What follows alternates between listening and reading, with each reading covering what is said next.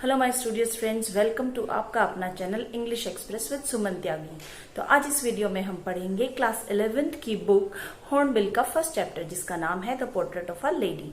अगर आपको ये वीडियो पसंद आए तो इसे लाइक और शेयर जरूर कीजिएगा, और अगर आप इस चैनल पर नए हैं तो सब्सक्राइब करके बेल आइकन को प्रेस कर दीजिए ताकि सारे नोटिफिकेशंस आपको टाइमली मिल सके। तो चलिए शुरू करते हैं the portrait of a lady.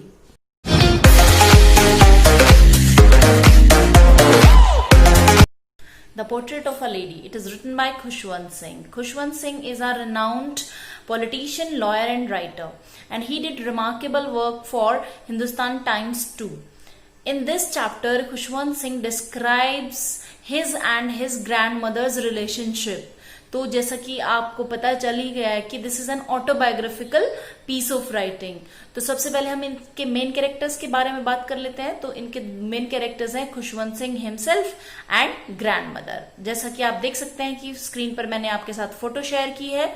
तो ये है उनकी ग्रैंडमदर, एंड अब उनके बारे में थोड़ा जान लेते हैं कि वो कैसी थी। ग्रैंडमदर वॉज टू ओल्ड, बहुत ओल्ड है। Skin was wrinkled, height was short, slightly fat, and जो बैक है उनकी वो स्लाइटली बेंट है ड्यू टू ओल्ड एज। और जो वो कपड़े पहनती हैं, हमेशा जो क्लोथ्स पहनती हैं, दोज आर स्पॉटलेस वाइट।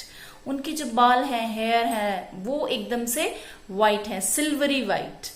तो उनको देखकर ही एक तरीके से पायसनेस, पीस एंड कंटेंटमेंट जो है वो झलकता है। एकदम उनको देखते ही फीलिंग आती है कि कितनी संतुष्ट है अपनी लाइफ से, कितनी शांत है।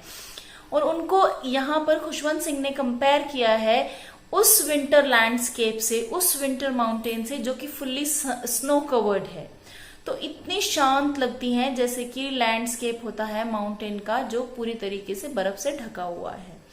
और उनकी एक रूटीन हैबिट है, that is telling rosary beads. अब आप फोटोग्राफ में भी देख सकते हैं कि रोजरी बीड्स कैसे दिखते हैं। तो she use to telling rosary beads and lips moving in inaudible prayers, और हमेशा प्रेयर करती रहती हैं। हमेशा उनका टाइम ऐसे ही स्पेंड होता है। अब हम बात करेंगे दो फेजेस की। इस चैप्टर में दो फेजेस हैं उनके रिलेशनशिप के। तो सबसे पहले हम बात करेंगे उनका जब रिलेशनशिप, जब वो विलेज में रहते थे तो कैसा था। Early bonding with grand mother in village. तो क्या हुआ कि जो ऑथर के पेरेंट्स थे, मतलब खुशवंत सिंह के जो पेरेंट्स थे, वो सिटी चले गए थे अपने आप को सेटल करने के लिए, अपने आप को ग्रो करने के लिए। और उन्होंने ऑथर को उनकी ग्रैंड मदर के पास छोड़ दिया था कि जब तक हम अच्छे से सेटल नहीं हो जाते तब तक ऑथर ग्रैंड मदर के पास रहेंगे, और लेटर ऑन हम उन दोनों को ले जाएंगे सिटी में। तो अब वो दोनों अकेले विलेज में हैं एक दूसरे के साथ, ग्रैंड मदर एंड ऑथर। तो वो दोनों एक दूसरे के अच्छे फ्रेंड्स बन जाते हैं, क्योंकि और तो कोई है ही नहीं। तो जो ग्रैंड मदर है वो क्या करती हैं, वो हर रोज सुबह उनको उठाती हैं, उनको नहलाती हैं, उनको ड्रेस्ड अप करती हैं, स्कूल के लिए रेडी करती हैं, और उनकी जो वुडन स्लेट होती है उसको प्लास्टर करती हैं विद येलो चौक। जैसा कि आप यहाँ फोटोग्राफ में देख सकते हैं कि वुडन स्लेट जिसको येलो चौक से कवर किया हुआ है उसी पर लिखते हैं। आजकल तो बच्चे क्या है कि नोटबुक्स यूज करते हैं, लेकिन अर्ली टाइम्स में वुडन स्लेट यूज किया जाता था with plastered yellow Chowk. Okay अब उसके बाद जब वो ये सारा काम करती हैं ऑथर का, जब उनको नहलाती हैं, उठाती हैं, ड्रेसअप करती हैं, तो she always सैंग morning prayers all the while, क्योंकि उनको लगता है कि ऑथर धीरे धीरे सुनकर ऐसे ही सीख जाएंगे, उनसे ये प्रेयर सुनकर ही सीख लेंगे। अब उसके बाद वो उनको ब्रेकफास्ट देती हैं, और ब्रेकफास्ट में क्या देती हैं, स्टेल चपाती, बटर और शुगर। स्टेल चपाती मतलब बासी रोटी, रात की जो बनी हुई रोटी होती है, उन रोटी को बटर लगा के और उसके ऊपर शुगर लगा के। उसके बाद वो खुद उनको स्कूल छोड़ने जाती हैं, विलेज स्कूल में। अब जो विलेज स्कूल है वो टेम्पल के बिल्कुल पास है, तो वो उनको विलेज स्कूल में छोड़ के खुद टेम्पल में चली जाती हैं स्क्रिप्चर्स पढ़ने के लिए, धार्मिक बुक्स पढ़ने के लिए। और जो प्रीस्ट हैं उस टेम्पल के, वही प्रीस्ट उनके टीचर हैं। तो वो तब तक उनको अल्फाबेट्स, काउंटिंग्स और प्रेयर्स सिखाते हैं बच्चों को। तब तक जो ग्रैनी है वो अपना स्क्रिप्चर्स पढ़ती रहती हैं। जब स्कूल ओवर हो जाता है तो ग्रैंड मदर वहीं से टेम्पल से निकलकर उनको लेने आ जाती हैं, और फिर वो वापस घर जाते हैं दोनों, और रास्ते में जो उनकी ग्रैंड मदर हैं वो कुछ स्टील चपातीज को बांध के अपने साथ लाई होती हैं, तो उन स्टील चपातीज से जो स्ट्रीट डॉग्स हैं उनको फीड कराती हुई जाती हैं, मतलब वो चपातीज उन स्ट्रीट डॉग्स को खिलाते हुए घर वापस जाते हैं। तो this was the loving relationship of author and grand mother in when they were in village. अब जब वो दोनों सिटी जाते हैं, मतलब जब पेरेंट्स अच्छे तरीके से सिटी में सेटल हो जाते हैं तो उन दोनों को वहां पर बुला लेते हैं। तो जब वो सिटी में जाते हैं तो उनका रिलेशनशिप जो है वो एक तरीके से चेंज हो जाता है। अब कैसे चेंज होता है जरा देखते हैं। तो वो दोनों जब जाते हैं सिटी में तो दोनों को एक ही रूम दिया जाता है, मतलब they share their room, but grandmother was feeling lonely instead of sharing, क्योंकि अब जो ऑथर है वो इंग्लिश मीडियम स्कूल में जाने लगे हैं, तो उनको जो सुबह तैयार करना था, ड्रेसअप करना था, नहलाना था, वो सब कौन करता है? उनकी मदर करती हैं। और अब जो स्कूल छोड़ने वो जाती थी ग्रैंड मदर, अब स्कूल छोड़ने नहीं जाना पड़ता क्योंकि मोटर बस उनको लेने आती है। मोटर बस में बैठकर जो ऑथर हैं वो अपने इंग्लिश मीडियम स्कूल जाते हैं। और जब ग्रैंड मदर को ये पता चला कि इंग्लिश मीडियम स्कूल में सिर्फ इंग्लिश, साइंस, म्यूजिक ऐसे टेक्निकल सब्जेक्ट्स पढ़ाए जाते हैं और स्क्रिप्चर्स या आप कह सकते हैं रिलीजन से रिलेटेड बुक्स नहीं पढ़ाई जाती, तो शी वॉज डिस्ट्रेस्ड कि हमारे बच्चों को रिलीजन की नॉलेज कैसे होगी। उसके बाद उससे भी ज्यादा बुरी और खराब स्थिति तब होती है जब उनको पता चलता है कि स्कूल में म्यूजिक भी सिखाया जा रहा है। उनके अकॉर्डिंग, उनके नोशन के अकॉर्डिंग जो म्यूजिक है वो बैगर्स के लिए बना है या प्रोस्टिट्यूट्स के लिए बना है। तो she was just showing her displeasure by ceasing the talks with author. तो अब सिटी में वो बेशक एक साथ रहते हैं, एक रूम में रहते हैं, लेकिन जो उनका रिलेशन है वो थोड़ा बिगड़ गया है।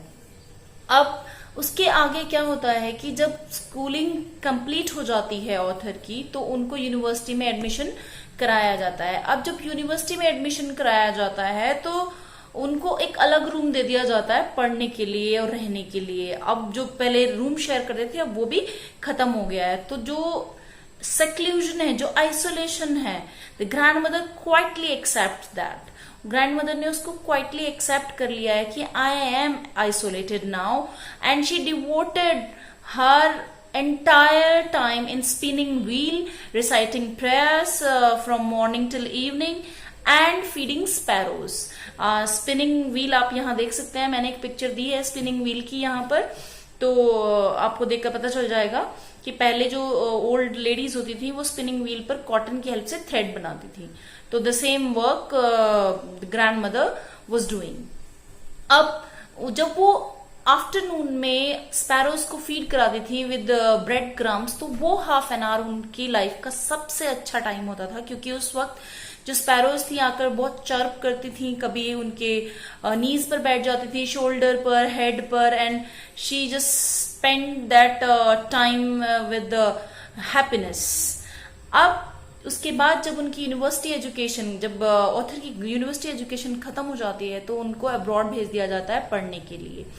अब जब वो अब्रॉड जाने के लिए रेडी होते हैं तो जो ग्रैंड मदर है वो उनको सी ऑफ करने रेलवे स्टेशन जाती हैं, and she kissed his forehead, and that was the last physical touch between two.